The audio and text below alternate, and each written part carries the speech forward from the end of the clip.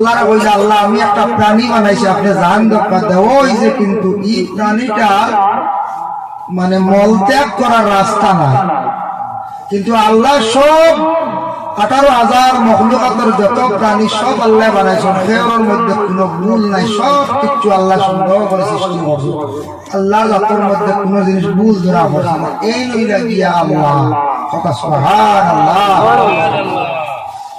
বাদুর বাকি রাত চলে, দিনও চলে না, বলে না খেনে চলে না দিন, হে বড় লজ্জিত। আমরা কই বাদুরের দিন কিতা করে রোজা ধরে আর সন্ধ্যাবেলা ইফতার হয়, বলা হইন না কিছু মানছি পশুর লাগে হাইওয়ানের লাগে রোজা নাই। এটা হইল বোধ পুরান আপনি মানুষের কিছু হইস ও আমরা দেশের আওয়াজ হয়ে গেছে।